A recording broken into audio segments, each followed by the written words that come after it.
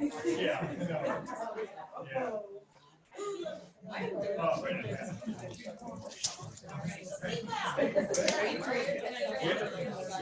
All right, is everyone ready to get started?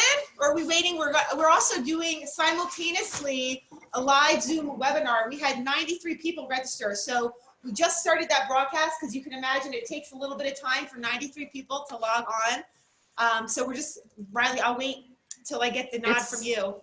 Good to go. We're good to go. All right.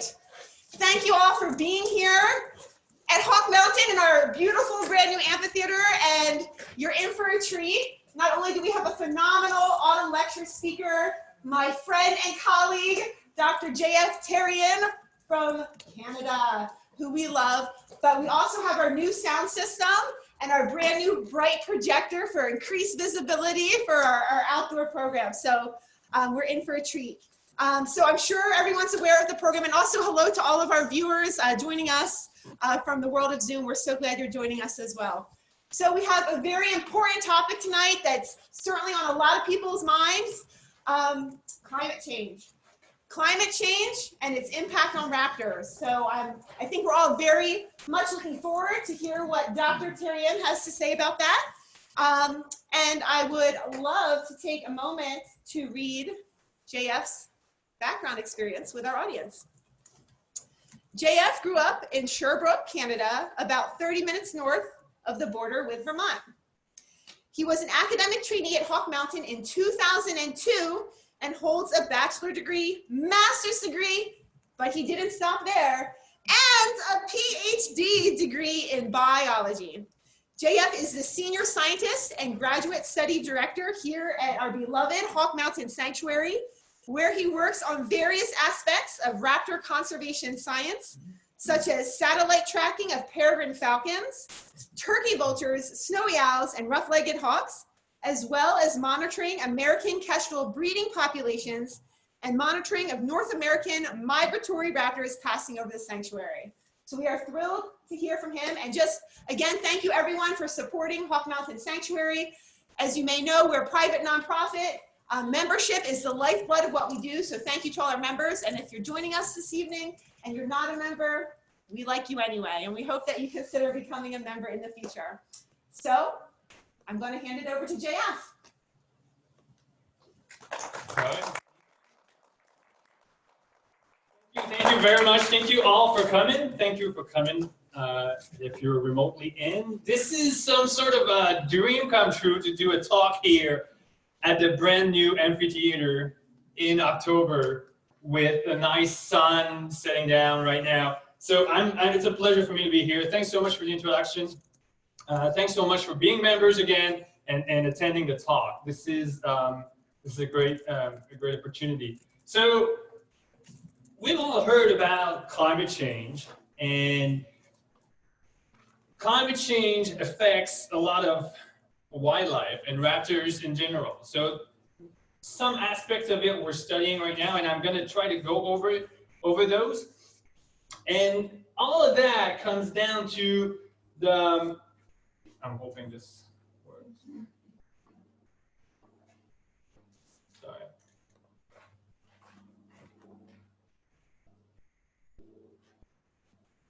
Interesting. All right. So it comes down to a quote that's famous now by our own founder, Rosalie Edge: "The time to protect the species is while it's still common." So this is not new. This is not a new sentence, but it resonates right now because the time to act is now. Now, there we go. Climate change has huge impacts at several levels. It can affect the distribution, the abundance, the phenology of organisms globally. By phenology, I mean the timing of events.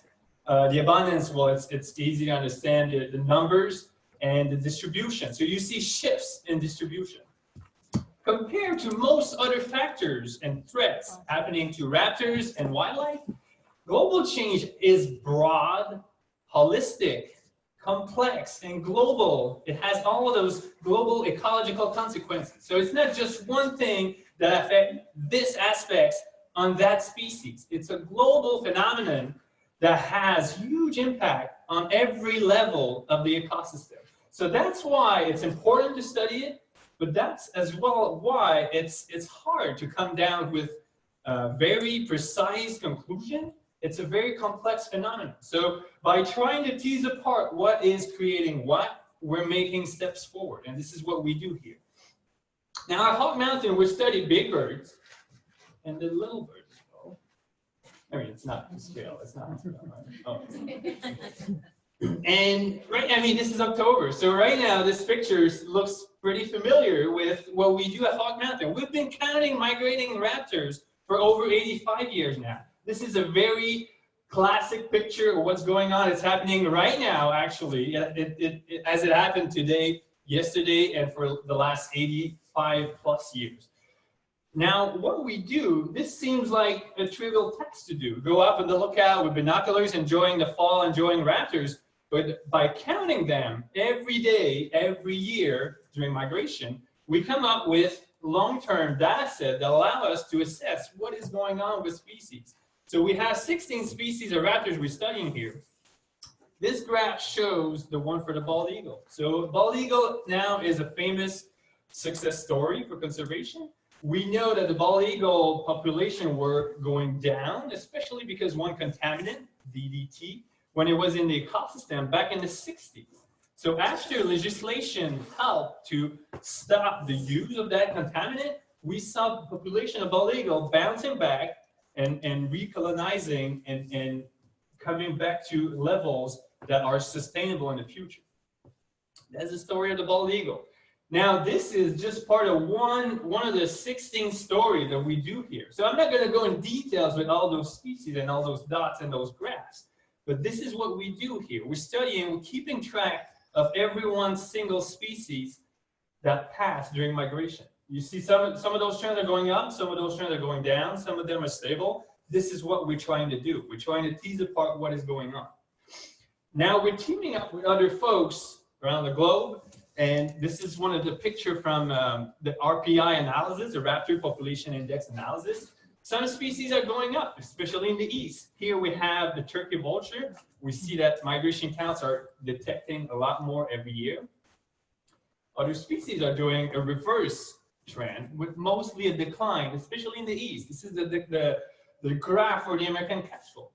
So thankfully, we have, in addition to migration count, we're combining those data with breeding surveys. So we have access to Nestbox program. So we have a way to look under the hood and see what's going on during breeding time.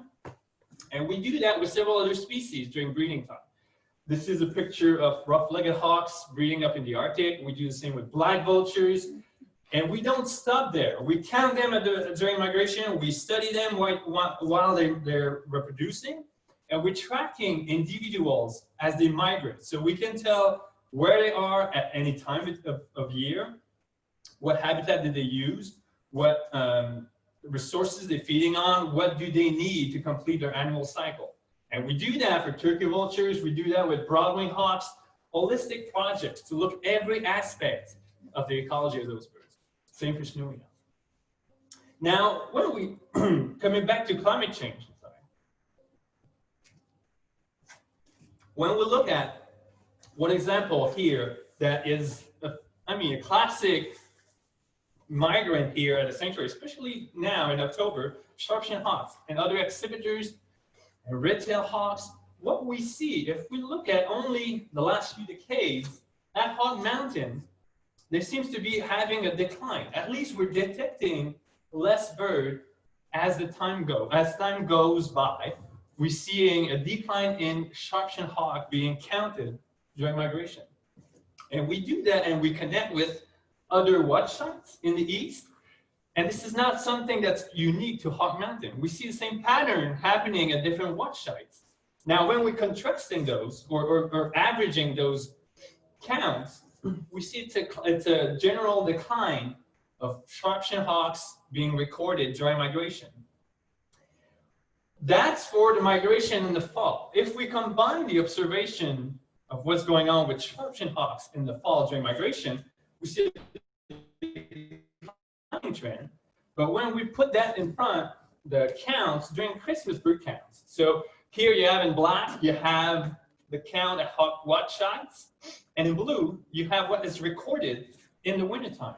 We see an increase in sharp-shinned hawks being detected in the wintertime. So when we look at a map, put that in context, what we see during Christmas bird counts, those are counts being made around Christmas every year over a huge geographical range.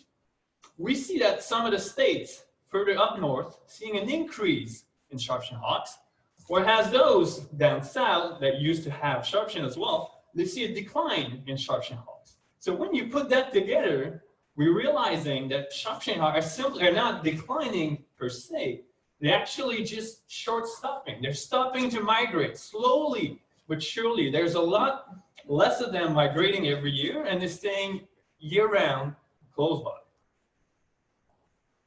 So that's one of the first effects that was detected with climate change happening. This is true for sharp-shinned hawk. It is true for Cooper's hawks and red-tail, and probably several other species, not just raptors, but other species as well, that can find resources that used to not be available in the wintertime, but now they are because climate is warming.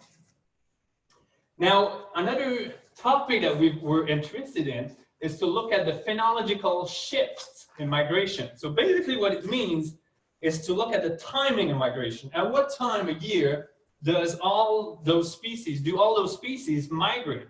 Does it change through time?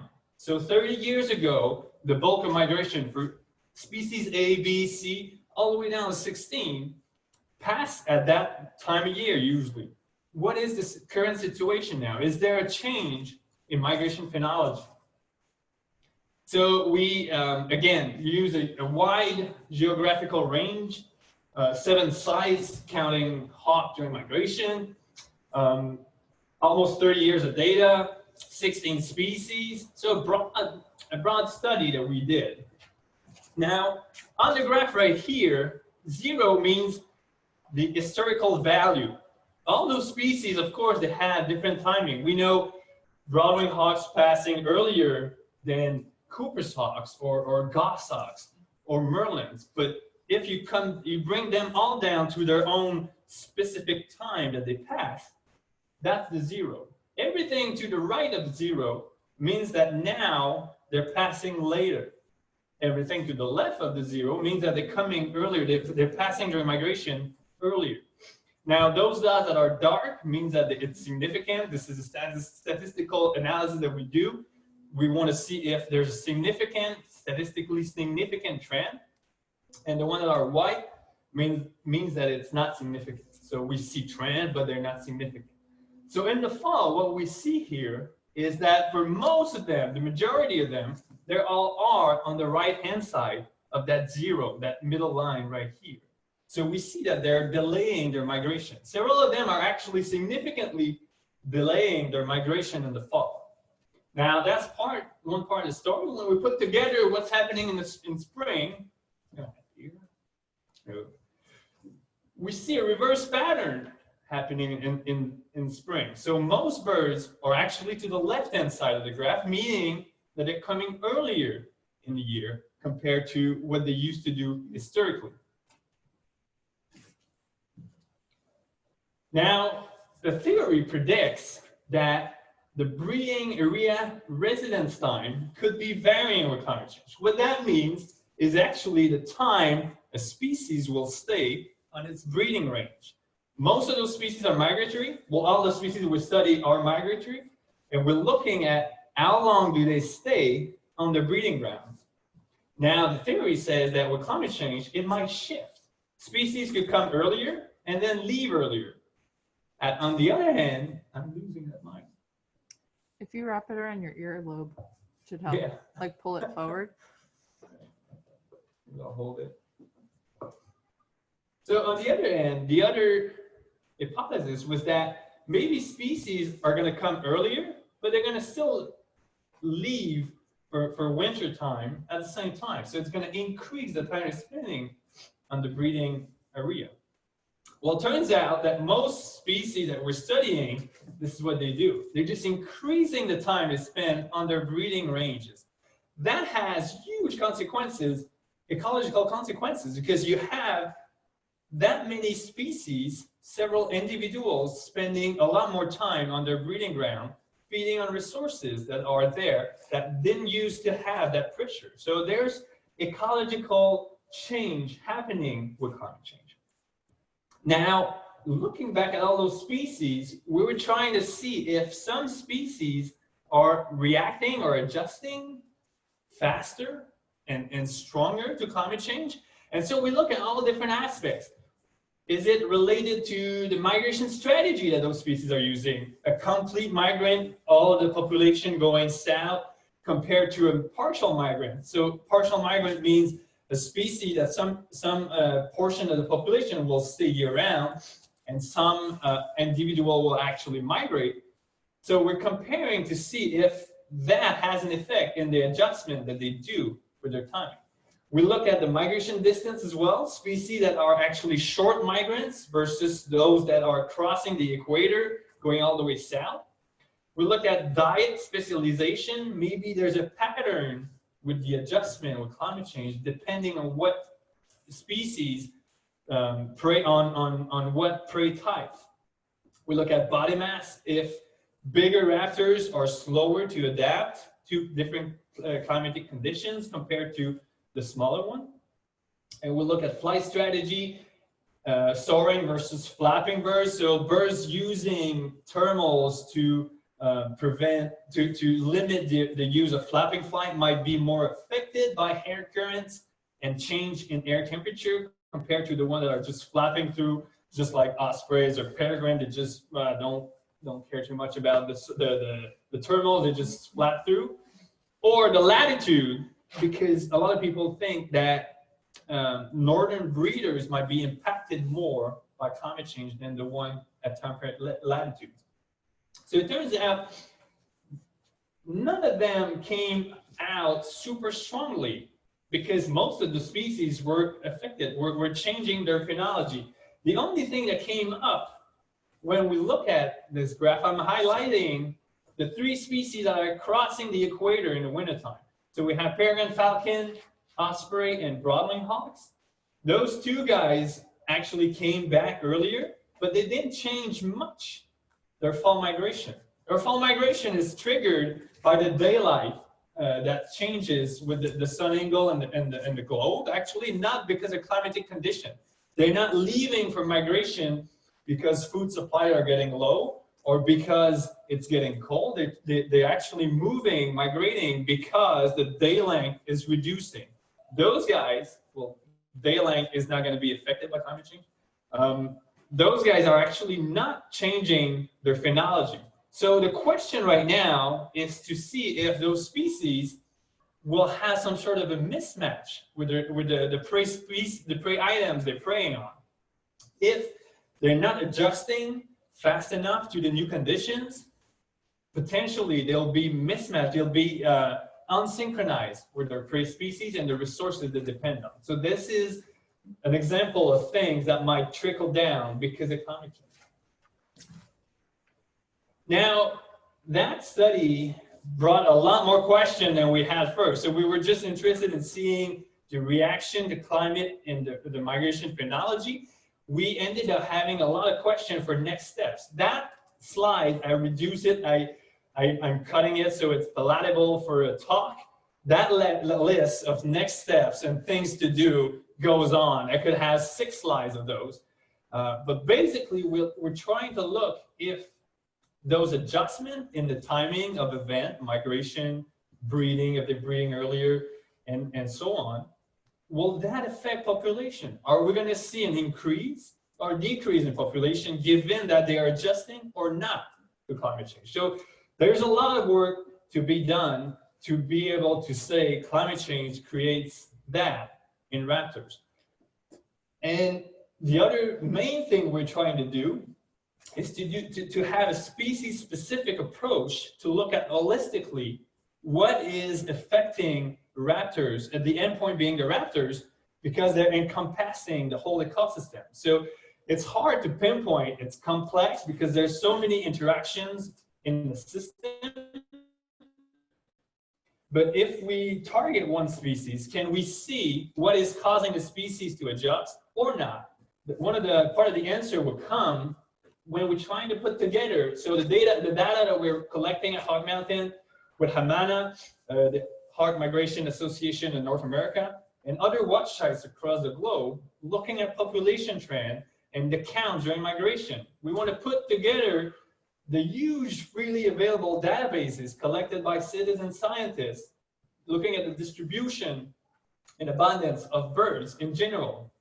So when we're studying raptors, we can actually link it with their prey species, because they're studied by different indexes, such as eBird and Christmas bird count. So putting that together, we're trying to have a broader view and see what is causing a decline or an increase in population of some of the species that we're interested in. Now, a lot of the work we do involve those transmitters that we put on the back of birds to track them and see where they go. One example of stuff we found, this is a snowy owl, obviously, that we tracked. We've done a lot of tracking of snowy owls. One thing we found is that in the wintertime, they're using a lot of marine resources. This is a picture that's worth 1,000 words. It's actually a snowy owl, a young one, preying a waterfowl in the wintertime. So instead of being terrestrial predators in the winter, like they are in the summertime, in the winter, they turn into marine predators. So that's an interesting information. But when we know that snowy owl use the sea ice to do that, to prey on waterfowl, and we know that climate change is affecting the sea ice itself, well, we know snowy owls are losing a key habitat that they have in the wintertime. Another aspect of snowy owl biology is that they're tracking and they're breeding in areas where lemmings show huge variation in abundance. That's a natural cycle. This is lemming population. Lemming being the small mammal that the snowy owl eat. That much they love it so much. I guess it tastes so nicely. I've never tried one. But snowy owls are actually following those cycles to nest and in huge numbers. So when we put together the amount of nests per square kilometer, we see that there's a nice link between snowy owls and the lemming prey that they prey on. Now, climate change being what it is, by raising the temperature just by a few degrees up in the Arctic, it creates, instead of having this nice snow cover insulating the ground, you have those thin crusts of ice that actually helps the cold weather to get into the ground, and it is detrimental to the lemmings. In Scandinavia, what they've seen is a fading out of those cycles, the natural cycles that the snowy owls feed on and move and track around the Arctic. Well, in Scandinavia, they've lost it for more than 20 years. It bounced back in 2012, but it's still, this is something that we're concerned of because it's happening. It hasn't happened yet in North America, but it's something that might happen if climate change keeps on going. Not only snowy owls being affected by climate change, this is a typical habitat for rough-legged hawks up in the Arctic. What we see right now is they're using those cliffs to build their nest. Those cliffs are part permafrost and rocks and mud and branches, and this is a nice nest of 6 eggs for rough-legged hawks. What we see now, with just an increase in a few degrees, the ground beneath those nests are actually collapsing. This is a picture taken from a similar nest on the edge of that, close to the sea, where actually the ground collapsed and the nest fell, obviously. And that happens more and more every year. Another aspect of climate change up in the Arctic on peregrine falcon, what we see is that now with just an increase in a few degrees, there's a lot more moisture up in the ecosystem. It creates rainstorm. The Arctic is typically a dry habitat, and now we have rainstorm that we didn't have before. Now this is a peregrine falcon that we took pictures with a camera trap And it actually, following a rainstorm, we see that this female is trying to incubate 2 eggs that are floating in a puddle. And those eggs actually cool down and die because of the chilling effect of the rain. So now the climate is not directly killing the adult birds, but it's affecting them in their reproduction. Reproduction gets lower and lower every year. Another pretty gruesome example is, again, from those peregrine falcons taken by a camera trap. Those guys, 4 chicks in the nest in about 12 hours on a very nice warm day up in the Arctic that is not typical of the Arctic. Those chicks actually were bled to death by black flies. Black flies usually don't occur that much up in the Arctic, but now with just a few degrees more, you got a lot of black flies affecting chicks that are helpless in the nest. They're just peregrine falcon, snowy owl. This is a picture from colleagues in Norway. Snowy owl being trying to incubate with the 2 eyelids are closed and color with black flies bite. So they were able to bring the bird to rehab, but the clutch was lost. So what we see with those rainstorms is the more rain you have, the lower the success rate of those peregrine nests. In addition to that, it's not just the rain, it creates some outlier where the success is actually super low, but that's because of black flies. So you add on top of it the chilling effect by the rainstorm, an invasion of black flies, it creates a pretty bad mix for peregrine falcon up in the Arctic. This is from a colleague of mine, the line where black flies can live, and now you see that line is going up and up and up, and now it's red. So as climate is warming just a few degrees, you have those new players, those new variables that you didn't think of that now are entering the system and affecting the species. So again, climate change by itself, I have another slide that shows the whole pattern of when you have more rain, it decreases the reproduction of prey bases for peregrine falcon, and in turn it creates, at the same time, provide a lot of black fly habitat. So at this point, we need to acknowledge the phenomenon. We need to learn and study it to learn the causes and consequences of it. We need to educate ourselves, educate people around us, advocate for conservation action. And people are asking me, well, this doesn't look good. What can we do to help? What is the way forward? Well, this is the first things to do: acknowledging, learning, studying, doing the research, doing the education, supporting local organization interested in that, sharing the message. So it's not all bad, and I don't want to be pessimistic because we have the power to do it. We did it with bald eagles before. In here, people used to come with shotguns to shoot at raptors as they migrate. Now it's a place, it's a sanctuary, a model place that's been exported worldwide, where people are using the model from here to actually stop the shooting elsewhere. So we can do this. We have an army of grad students working with those species, trying to elucidate those links. We have colleagues, collaborations with local folks doing work. This is our catch-all group with Mercy in the audience. And so we can reverse that. We can tackle this issue and protect raptors to make sure they're there in the future. So I'm gonna hand here. If there's any question, let me know. Yeah, so thank you so much. This is being recorded, so if you want to go back to it in the future, it will be posted on our YouTube channel as a continued resource. So yes, I see hands going up in the audience for questions, and also speaking to all the viewers out there in cyberspace, you are welcome to submit your questions through the Zoom platform. And my colleague Riley, our fabulous educator, will be reading those questions out loud as well. Sure. Yeah, you can do the ones here first. All right. Any questions from the audience? Is there anyone studying the effect of climate change with elevation change, especially in the mountains, where they go, when they go, how that's all working? The question is about if the people are studying the effect of climate change with altitude and not just latitude. Well, I think it's a similar approach. I have colleagues doing it with shrubs, not necessarily raptors, but the shrubs are the first species to react to it as well, because they're not warm-blooded animals, so they are reacting directly to an increasing climate. I guess similar patterns might happen at high elevation. I'm not an expert of the difference between the two, but I'm sure people are doing it. I know for sure people studying shrubs and probably the community that lives in those shrubs as well.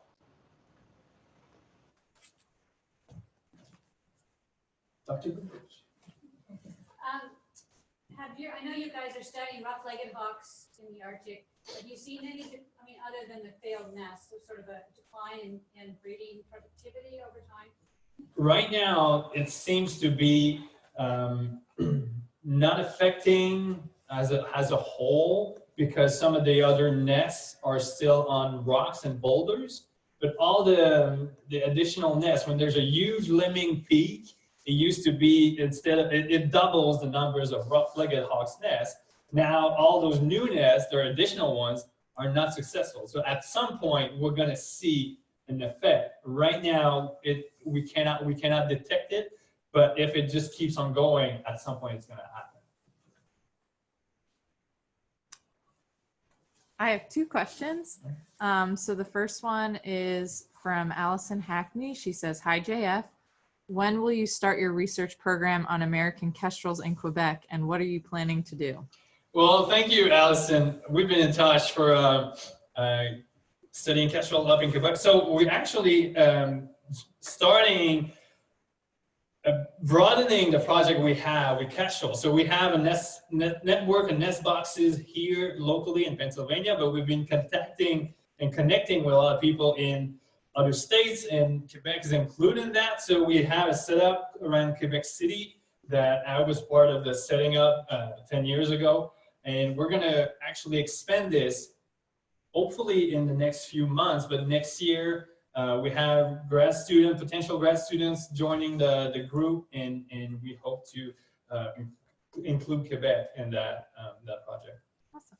And my other question is from Camille Concepcion Silvosa. Wasn't she from? Oh yeah, we know her. Yeah, awesome. She said, "There is a study that suggests in the next 2 or 3 decades, wind conditions over the ocean will be too turbulent to support migration along the East Asian Oceanic Flyway. So this flyway may go extinct because of climate change. Do you see something similar potentially happening for routes across North and South America?" Very interesting question. Thanks so much, Camille. I'm happy to know that you were on the talk, to see the talk.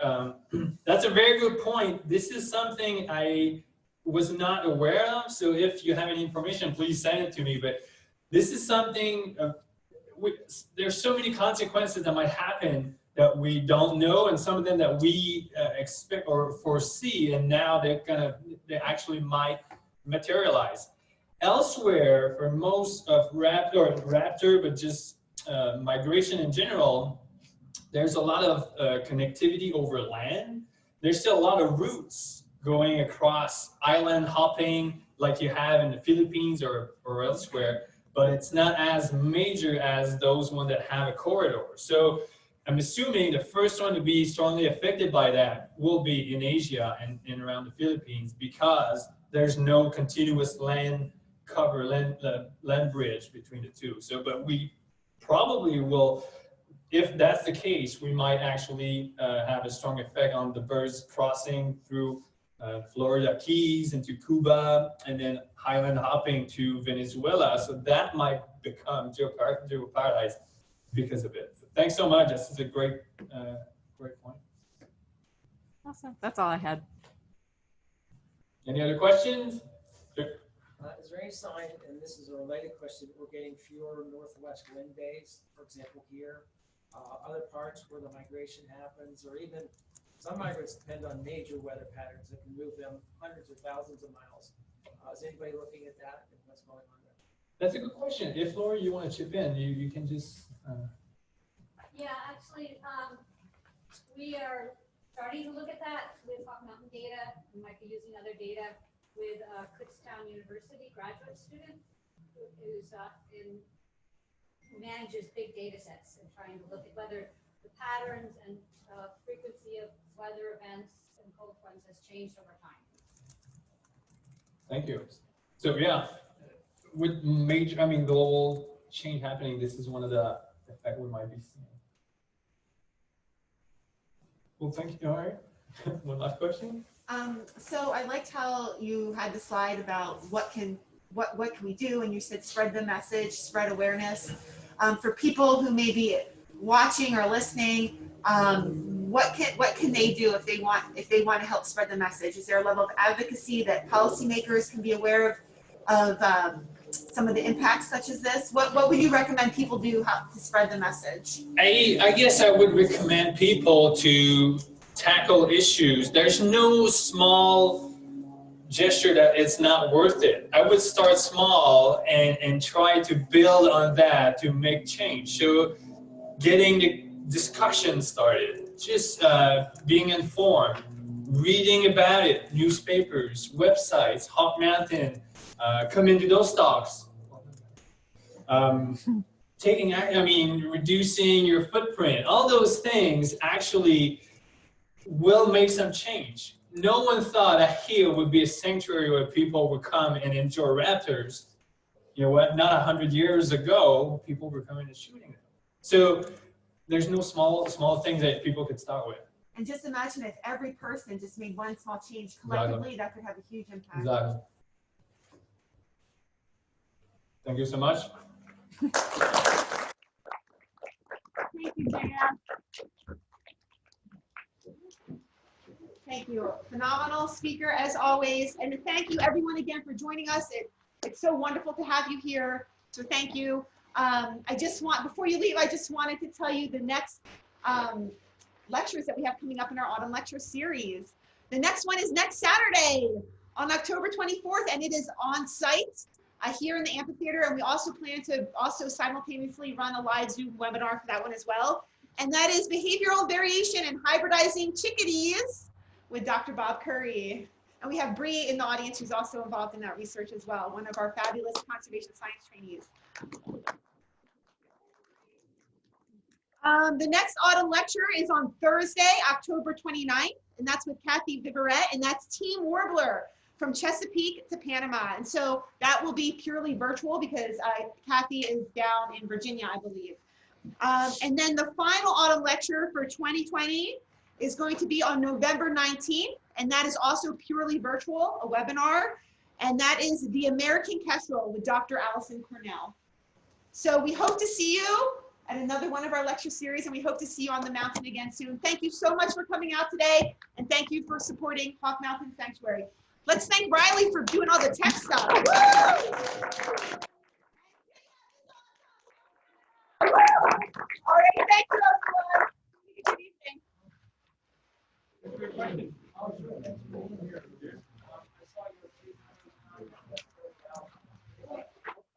I'm usually kind of flying. Good job, Riley. Yeah. Stay cool in the test. I would have been the first thing. I would have liked Wendy was texting me to follow up. I'm like, it's